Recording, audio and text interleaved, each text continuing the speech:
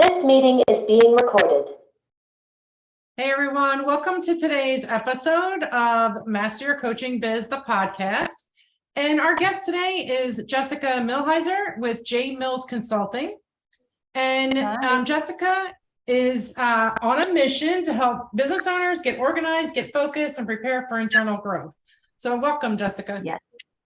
Yes. Hi, Cheryl. Thank you so much for having me today. Yeah, excited to have you. So tell us a little bit more about yourself. So I'm originally from Vermont. I've lived in DC for a few years. I lived in Los Angeles for a while. And now we're out here in Colorado and absolutely loving it. And I'm currently working as a consultant. And as you kind of stated, my mission here is to really work with business owners to come back to the fundamentals of running your business. So thinking about, time management, getting organized, documenting your processes and procedures, working on your business identity, and creating those internal foundations that will allow you to grow and thrive the way all of us are trying to grow and thrive. Yeah. So what kind of inspired you to focus in on that area? Yeah, so that's a great question. I sort of landed in this role a little bit organically. So throughout all of my working life, I've been on and off in hospitality, on and off in recreation. I've always had leadership, management, operations, and administrative roles within all of my working years. So a lot of it was just naturally gained experience. And I also, it's sort of my actual skill set. Like I'm very good at all of those types of skills. So it became sort of an organic movement for myself. And I was like, oh, like people need this. People need help in this area, especially if they're just starting out in business. Maybe they're newer in business. It's often one of those overlooked areas of running a business and really getting a business off the ground.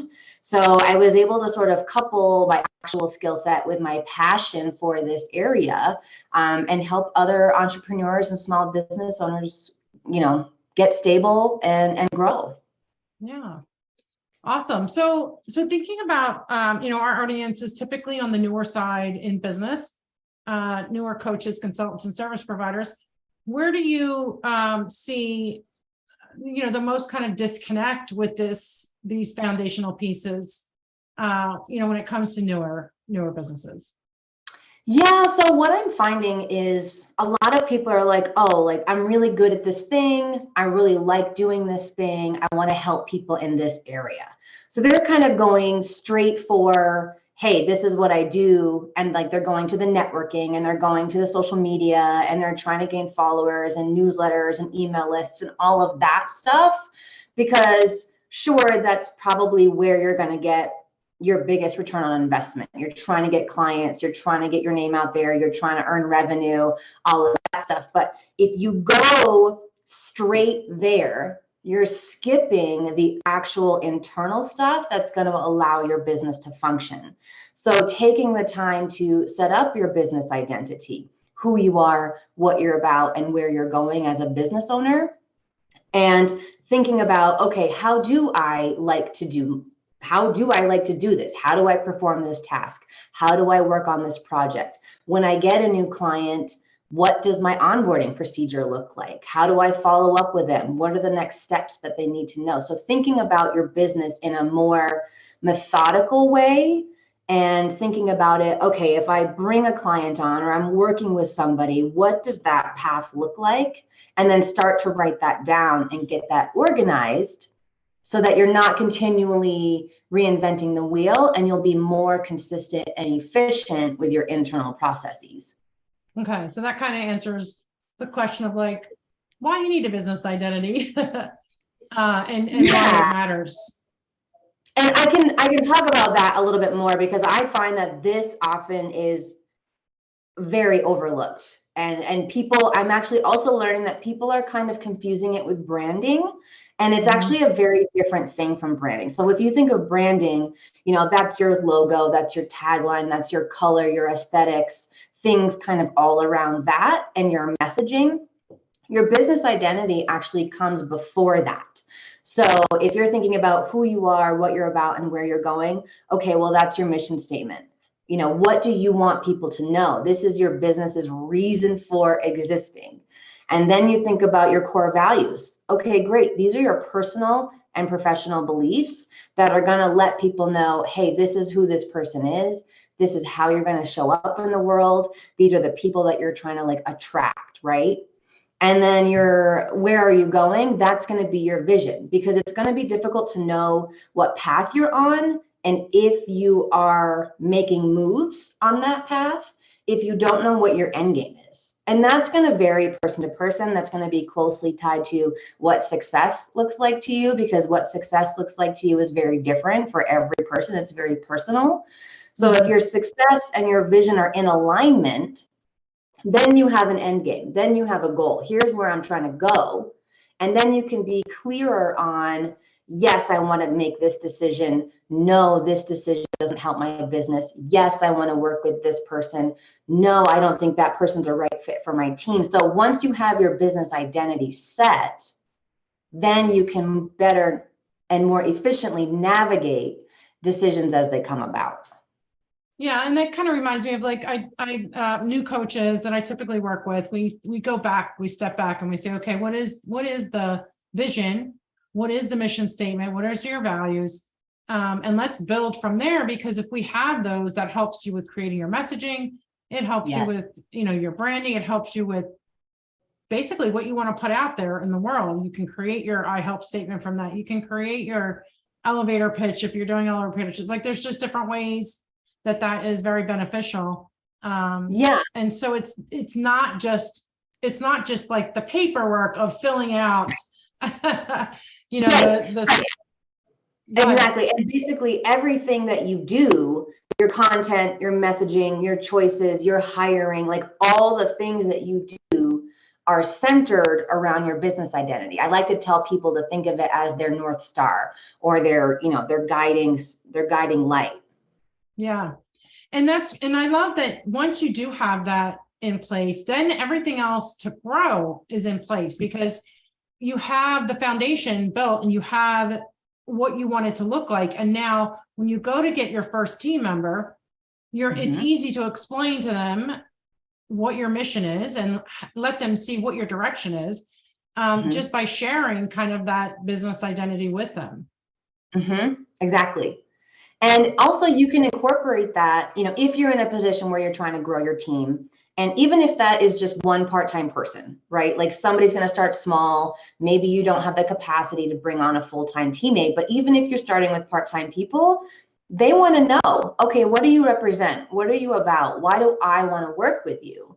So that'll also help you navigate the hiring process as well. Yeah, I like that. So that kind of brings me to my next question, which is, how do you help somebody determine when it's time to go to their team or take on a team member? And then, where do they start? Yeah, so I get this question a lot, because a lot of people, especially solopreneurs, are kind of cusping. They're like, okay, I'm kind of growing, I'm just about there, but I don't quite have the revenue to support it. So they're kind of cusping. So what I would say the first thing to do is figure out what position and what tasks or projects you want to take off of your plate first. So if you wanted to hire a virtual assistant, if you wanted to hire somebody to help you with social media or content, whatever that's going to look like for you. If you're, in finance and you want to hire a part-time bookkeeper, whatever that person's going to do for you, start figuring out what that second role is, what you want to get off of your plate. You might also be in a place where you're ready to hire if, you're seeing an increase in demand for your service or product and you're having difficulty managing that increase in demand. That's going to be a pretty good sign. If your work day is feeling kind of stressful, maybe disorganized, maybe things are getting missed, and again, just you're having trouble keeping up with the flow, that's probably a really good sign as well. And then again, your time is your biggest and greatest resource. So if you're not getting enough time to work on the things that you want to work on the things that only you can work on, you need to start thinking about what tasks and projects you want off of your plate so that you can then focus on the things you want to be focusing on. Okay. So I guess so if we kind of put it into a step-by-step, the first thing is to just kind of determine the activities that that you want to offboard, and then maybe the things that are taking up a lot more of your time than you would like. Yes. And then look at, what is left, like what are the money-making activities or the more important activities that you need to be doing. Yes, and also anything that you're trying to offload, you want to make sure that those tasks or projects are written down in an easy to follow step-by-step format. Because the idea is when you bring on a team member, you want to give them the resources and the references necessary for them to perform the job, for them to do well so that you don't have to worry about it. Yeah, so just documenting the process, the workflow, what have you, so that you can bring this, and it's good to do that for ourselves as well. I think it helps to keep us organized. And then, we're able to just kind of bring somebody on and say, here, this is what you need to do, and this is how you do it. Yep, exactly. So I love that. So when we look at growing our teams and then, the activities that we have to do, sometimes we can still kind of get stuck on those activities that we have to do. So, and solopreneurs, a lot of the times we don't have other people around us, and, we're not working with people. And even when we have a team, typically there's not a whole lot of interaction, maybe more so than if we're like a solopreneur by ourselves. But when we have that one person on, so now we have a team, we're still not in a whole lot of contact. So I firmly believe in accountability partners. And I think also it helps to not only for accountability, but it also helps for that, what do you call it? I guess just community, right? Just to help build your community around you. But tell me why you feel having an accountability partner is really important. So it's in the name, right? Like it helps keep you accountable. So accountability partners, you can either, hire a consultant or a coach, and they can be your accountability partner, right? They can help keep you on track. They can help you manage your time, help you stay focused, help you prioritize. Or if you have a friend or another business person that is of similar mindset and understands what it's like to be an entrepreneur or a solopreneur or a business owner, you guys can set up a meeting every 4 or 6 weeks or 8 weeks if you needed, but I would say every 4 weeks is best at minimum. And just check in. How's the business going? What are you working on? Any sounding board or feedback or help prioritizing? Because it's very easy to get lost in the day-to-day. Oh, well, I've got to handle this. Oh, I have to tackle that. Oh, so-and-so called out. Oh, this, oh, that. It could just go on and on. But in that, you lose sight of what your goals are. You lose sight of what you're actually trying to achieve. So having somebody that can help you by providing feedback, by acting as a sounding board, by being like, is that going to help you move the needle? Or is that something you can push to the side? So I think it's really important to keep you on track and to keep you focused so that you are able to continue to move your business forward. Awesome. Love that. So, okay. So now from accountability, I like that kind of the next thing that we can talk about is like the time management, right? So now we put accountability in place, but now, just getting from hiring a team member, having to deal with their time management, right? And then, creating some accountability for us, which works into our time management, I think, as well. But what are some tips that you have for time management, especially looking at the business, the business activities versus the money-making activities? Yeah, so I actually have, I would call it probably a 3-step system that I encourage people to try and to utilize.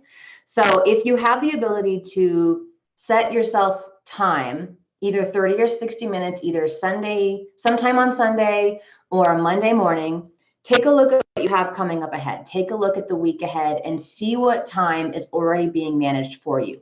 What client meetings, what networking meetings, what personal events, any time that's already being held. And then you would make your list. You would prioritize, okay, what do I absolutely have to get done this week? What would I like to get done this week? And what is probably not so urgent or not important, and that can just be pushed. And then you can start time blocking. Okay, I have to get my newsletter done this week. I'm going to block 90 minutes on Wednesday at 9. Okay, I have to work on this client project. I'm going to block 2 hours on Tuesday at 1. Whatever that looks like for you. So if you set yourself up, I call it my Sunday evening prep. Take a look at your week and then move into prioritizing. So figuring out what your actual priorities are for the week, and then take those priorities and move into time blocking. I love time blocking. I use the Pomodoro technique myself, and actually suggest that to a lot of people. Yeah. Yeah, and then it's like, okay, this is on my calendar, so I'm doing it. This is what's happening. And it might take a little time to kind of get into a rhythm, to get into routine, especially if this is not something that you're used to doing. But if you stick with it for, I want to say, give it 3 or 4 weeks of trying it, you'll find that it becomes routine and it actually helps you feel much more in control of your workflow. Awesome. I love that. Okay. So lots of actionable info in our episode today. Yeah. So we're kind of coming up to the end of it. What you have a free gift for my audience, right? Yes. So I would love to offer anyone listening an opportunity for just a free discovery call. If you're at all kind of wondering where you're at, what you have going on, if you just want to chat with somebody with a business mindset to figure out where you're at and where you're trying to go, I'd love to just have a free chat with you to see what some next steps might be. And this is just another thing, not necessarily from me, but if you haven't read The E-Myth by Michael Gerber, I would absolutely suggest it. That's going to be a great, easy to digest book for you to kind of have a better understanding of operations, maybe a better understanding of how systems can help you with your business. All right, awesome. Well, we're going to have the links in our show notes for Jessica, how to get a hold of you in your website. And then also, the /resources. Is that the call for you? Yeah, so I would actually just, if you want to email me at jessica@jmillsconsulting.com, or I'm also very active on Instagram with jmills_consulting. That's a great resource for people. I try to put a lot of free content on there. So those are probably the 2 best ways to reach out, but my website is jmillsconsulting.com. Okay, awesome. So again, those links will be in our notes. So thank you so much for joining me today, Jessica. I appreciate it. And guys, thank you for joining me for another episode, and hope you got a lot of value out of this. You took a lot of notes, and I'll see you on the next one. Thank you. Thanks, Cheryl. Bye.